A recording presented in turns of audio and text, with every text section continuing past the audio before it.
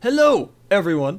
Today we are looking at a game very recently released on Steam by the name of Ironcast. It is developed by Dreadbit and published by Ripstone. It's an interesting beast. It is a combination of several things kind of wrapped into one, and it's something I've been kind of addicted to for a few days now. So let's, I guess, just hop in and show it off. It is set in alternate history Britain in 1886, because in 1886 they had giant steampunk trains on legs in the form of mechs, I suppose. And the French are invading because of this technology, and everyone knows that, you know, the French you can't be doing that. So, yet again, history has to show the French that they need to quit it. So here we are, and I guess to start with, you have to select a commander, and every commander has a signature augmentation, as it's called, and very, very nice art. The portraits are really well done. Pretty much all of the art in this game has had a lot of love put into it. Doing some research, I figured out this is actually a Kickstarted game, which it shows, because those kind of games, if they come out, which hopefully they will, tend to have a lot of really good assets to show off, because it's the kind of thing you need to push a successful Kickstarter. So I have 3 of the 4 characters, each with their own specialty. I have actually kind of been liking this lady because she helps you repair better, and repairing your individual systems is pretty important, and also you get more scrap, which is the money, so I'm gonna go with her. And I finally unlocked the 4th Ironcast, the Pembroke. So every Ironcast starts with a different set of equipment as well as different stats and their own signature ability, excuse me, which is an activated thing that they can do.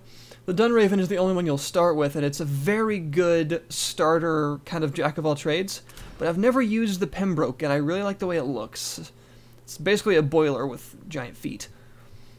And I kind of like it. Let's see, what's it start with? A light cannon and an energy lance, so the same as the Dunraven, but it has dent shields. Ooh. Do I want to use that? Less ammo, more energy. All enemy systems generate 1 more heat. Huh. So it's basically from the War of the Worlds. Yeah, we'll try it out. What the heck. And here we go. So the game works in a way very similar to FTL, actually, in a couple of respects. The first one is the mission-based system. You will be given a set of 3 missions every time, and you must select one. Only one. But the first 3 are generally pretty much the same, so we're just going to hop into one to start off with. And as you continue along your campaign, more and more types of missions will be revealed to you. And we're just going to skip the talking because I've heard it a lot. And I do like the stylization of it being a wireless telegraph. That's kind of funny. But so here we are. Yeah, it's actually a match 3 game in the vein of, I guess, Puzzle Quest, things like that. But it works a bit differently, so instead of, as you can tell, there are many that are actually touching, like a normal match 3 would actually cascade and match them for you automatically, but in this case, it is one of those types where you have to draw a line through everything. I suppose Candy Crush kind of did that a lot. It's by far not the first, but it was a very popular one, so, you know. And basically, you are trying to, in 3 moves, which you get every turn, to match as many of these resources as you can to prepare yourself. So what I'm trying to do right now is get energy, because this energy, these orange tokens, are what you use to activate your systems, which are drives to give you evasion. Again, that's another FTL style mechanic. The faster you walk, the higher percentage chance of evading enemy shots you have, depending on what drives you have equipped. And your defenses, which are usually shields, and they... in this case, the dense shields are pretty good, but they cost a lot of energy per activation. Each of these can be activated 3 times to kind of stack the effect on itself. So we're going to activate those and then match more energy to activate them again, because you can only hold 8 in this mech to start with, so matching more would have been a waste, and I need to actually use it first. So we're going to do that, and then start walking a couple times so that I have 10% evasion, and now any damage I take is going to be reduced by 45. I got lucky and got an overdrive. Overdrive doubles the effect of your defenses, so in this case it made one of my shield layers an extra 15 worth, basically. Which, there's I think a 5% chance by default of that actually happening. other things can increase that chance, as well as actually building up these overdrive nodes through matches. So now they get a turn, and they actually play on a grid just like you do, but you don't see it. Luckily, I'm going to take literally no damage because my shield was very good. They have a grid. You can tell that by the way their general turns go, they work a lot like yours, so they are actually on a grid, you just can't see it. So that particular kind of token right there is a link token, which lets you actually match two different kinds of runes together, so I'm going to use that to get some repair, so I can use it to repair any of my stuff that gets borked, and get an overdrive. So, now we can shoot. The first turn of your combat you cannot shoot, but now you can. And this is where the final comparison to FTL comes in. You and your enemy have subsystems. So both weapons, the drives, and the defenses can be independently targeted and damaged, and when one of them is destroyed, they cease to function completely. So, in this case, this is a steam tank instead of an Ironcast. Steam tanks don't have shields, they have armor, which is a flat resistance to damage. So I want to disable those so they'll stop being that. And I'm going to use my light cannon to pepper it.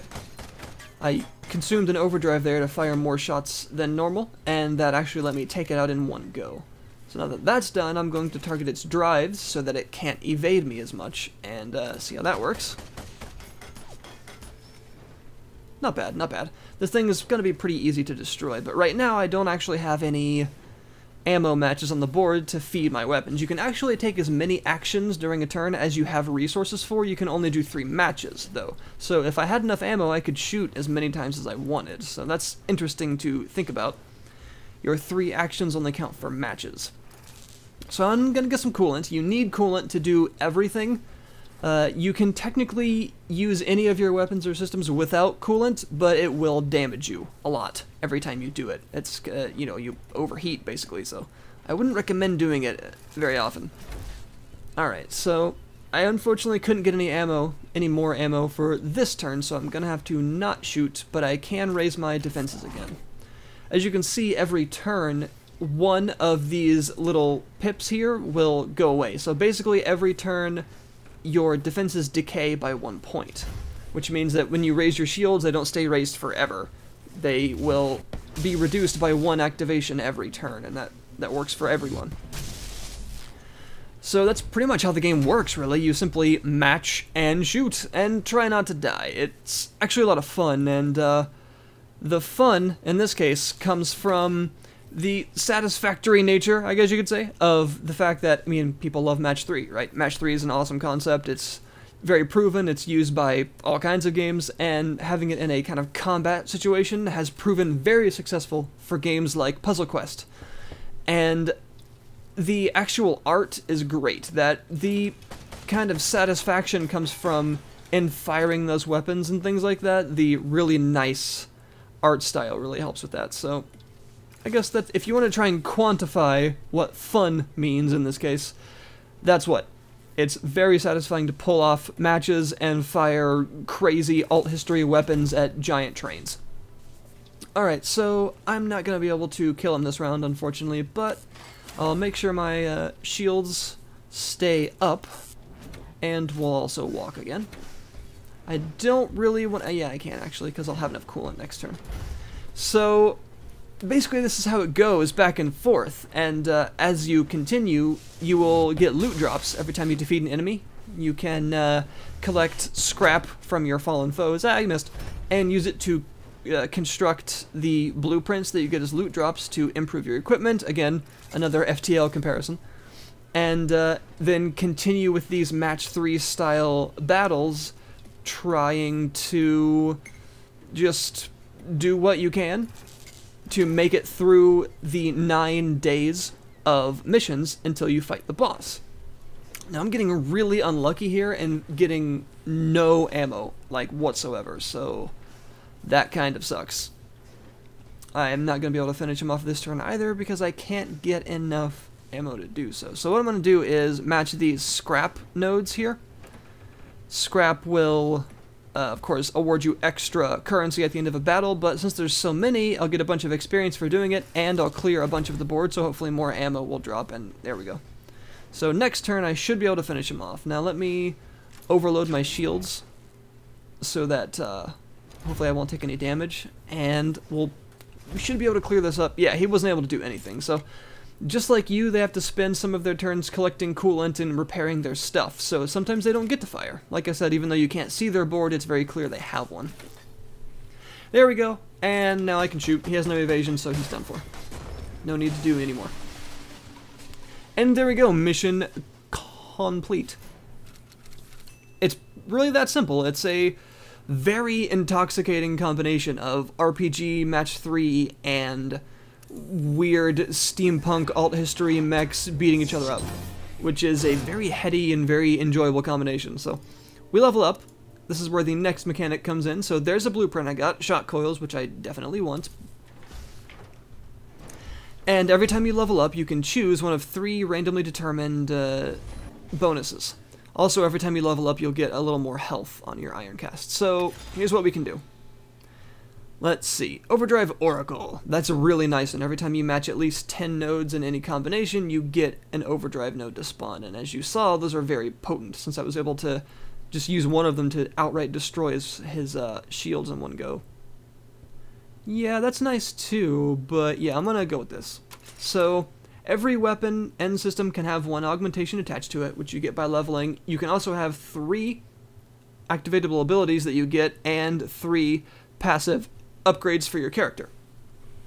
All of that gained through leveling. So we're going to repair ourselves. The only time you can repair yourself outside of the very rare life leech ability is when you go back to the garage. So I guess that's another FTL-like thing. You can only repair yourself at certain locations, so be careful. Alright, we're going to get these shot coils, because these are very useful against shields, and they do really good splash damage. So we're going to replace our energy lance with shot coils Mark II. Boom. They hit multiple things at once with their splash damage. So, also, one thing you may have noticed is that shields, since they reduce damage flat out, you don't want to use rapid-fire weapons against shields, because if their shield reduces 20 damage or so, then this is literally going to do nothing, whereas at least 50 of this will still get through. So you want to use single-shot, very powerful weapons to get through shields, and then when they're not defended, you can use your rapid-fire weapons that tend to do more damage on aggregate, just in smaller shots. So there's actually a lot of strategy going on, and a lot of it comes with risk-reward, depending on what kind of missions you want to take on. As you saw, there was a red pip on the map. That was a hard mission. There are missions that are considered hard, which will have stronger enemies to face, but give you greater rewards, so there's some risk-reward for you. So in this case, I've just got to beat up this Ironcast in 10 turns, nothing super special going on here, but he does have a missile launcher, which isn't good, so I want to try and break that. That does a lot of splash damage, and I'm pretty vulnerable to that because all of my systems have fairly low HP. So, for our first turn, we're going to match up a bunch of energy, although no need to get more than 8, because that's as much as I can hold right now, and raise our shields twice. Oh, we got a lucky overdrive there again. Very nice. So, I'm going to get as much ammo as I can, I think, to use for next turn. And finally, we'll go ahead and match some more energy to start walking. We can burn the coolant for that. And there we go. So, another element of the strategy is not making the biggest matches you absolutely can, necessarily. In normal match 3s, you're generally trying to just match as much as possible every turn. There's no reason not to. But in this case, since you can only hold a certain amount of these resources, sometimes, even though it gives you more experience to make huge matches, you want to save some on the board for later, so that you can continue to actually do damage to your opponents and raise your shields and whatever else you need to do. So in this case, his shields are going to deflect 10 damage, so I don't want to use my light cannon. It's going to be halved in effectiveness, basically. So I can shoot twice. I might as well try this out. So generating one more well, actually, it's maybe not that great because he still has a lot of coolant. I want to use that to either force him to get a bunch of coolant or to make him hurt himself. So I'll have to keep an eye on his coolant levels and see if he's low. Alright, I'm actually getting a little low, so I'm gonna get more. So hopefully you're kind of getting the idea. You can see where all the strategy comes in. Trying to keep your defenses up and trying to not die are two very important things you have to continuously balance. Targeting individual systems on your enemy that you don't want them to use, and trying to get through their defenses reliably. All of this very important, and also making great matches. I really like the fact that they went with this this draw a line to match system, because although it is really satisfying to get those big cascading matches in other match 3s like say Puzzle Quest, where you make one match and tokens just happen to fall into place to continue to get you more and more matches and you just get, you know, really lucky streaks. That's fun, but it's also very luck based, and that is one thing that wasn't the best about Puzzle Quest, was how much luck can really play a factor sometimes. And in this case, it's pretty much all strategy, which I really like. Luck has a certain place because, of course, you can't determine what drops, although you can get some passives that make certain types of tokens more likely to drop, but only by a small margin. This pretty much relies on pure strategy, and I like it. Luck is enjoyable, but strategy is even more so for people like me. So, if you really like the kind of cascading multiple match frenzy idea, then this style of match 3 might not be your cup of tea, but it's wrapped in a really, really satisfying setting, and it's a great deal of fun to play simply because of the kind of large variety of weapons and mechs, and just the fact that you're in mechs fighting each other is just really cool. Alright, we're gonna use this Molten Aura. See if we can overheat him a bit, because he's already damaged pretty badly and his missile launcher is screwed up. He's gonna repair it. Up his shields, and his... Alright, so that basically forced him to not attack me at all, and now he's out of coolant. So, he's in a really bad spot. So, you may have noticed that other resource that I was gathering. It looked like a fist symbol. That is war assets. It's basically people. They are people on your side. You are gathering war assets through every mission. And that reduces the difficulty of the final boss. Now, exactly how much depends. So every one war asset is worth 1 HP off of the final boss when you actually get to them. So basically what you're trying to do is make it as easy as possible for you to kill the boss, but it is a very difficult fight. I'm not going to spoil too much just because it's really cool looking and it's definitely a challenge, but it's pretty cool. I like what they did with the boss. Alright, I'm going to match this stuff so I can get some more scrap to end the battle with, and we'll pepper him. There we go. So yeah, this is Ironcast. It is incredibly enjoyable if you like the concept. I've always been a huge fan of like match 3 RPGs, to trying to, you know, developers trying to integrate that classic enjoyable match 3 thing into a different wrapper, into an RPG or a strategy or something, has always been a lot of fun to me, and these guys do it really well. The theme definitely carries its own weight, but the game itself is mechanically complex enough to be enjoyable, even if the theme, you know, didn't necessarily carry it. So I don't want to say that the theme is the only thing that's good about it, because that's not true. I'm gonna get this light cannon. Better light cannon, always good.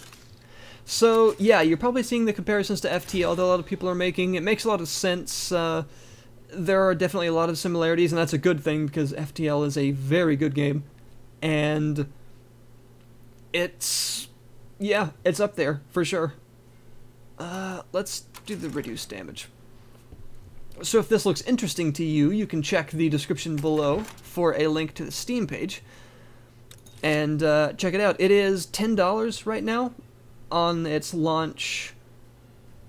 Couple of days, and then it will go up to $15 after the sale wears off. Quite a bit of content here for mechs to unlock, for pilots, and a bunch of extra abilities and things to unlock. There is actually quite a bit of mission variety, even though you're not seeing that quite yet. Like these, for instance. This is a survival mission. I have to just keep going for 6 rounds. It doesn't matter how many things I kill, but I also have to not stop moving to not fail the mission. There are actually a lot of mission types in the game. No, we'll try it. And it does get very challenging later on. There's a lot of strategy involved. There are a lot of weapon types. which is very good for a game like this. You have energy weapons and ballistic weapons of all kinds, missile launchers, heavy cannons, light cannons, shock coils, pulse repeaters, and there are also rare loot drops and things to look out for.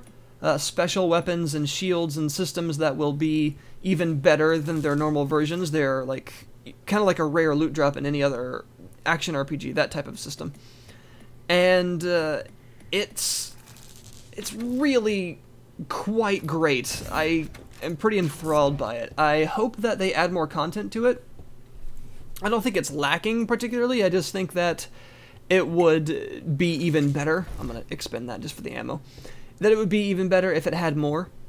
I'd like to see more weapon types, maybe some more unlockable mechs, and maybe some more mission variety as well. I know this was a Kickstarter game, so I'm not sure how, where their funds are at right now, but hopefully this game is successful enough to where we see future updates and patches. Maybe, crap, I would pay for an expansion for this FTL kind of advanced edition style, even though that was technically free, but you get what I mean, that kind of expansion. Yeah, I would absolutely pay for something like that if they wanted to, and it's a great concept, and it's executed very well, so there you go, folks. Any other questions, feel free to ask, and I'm gonna try and kill this guy now.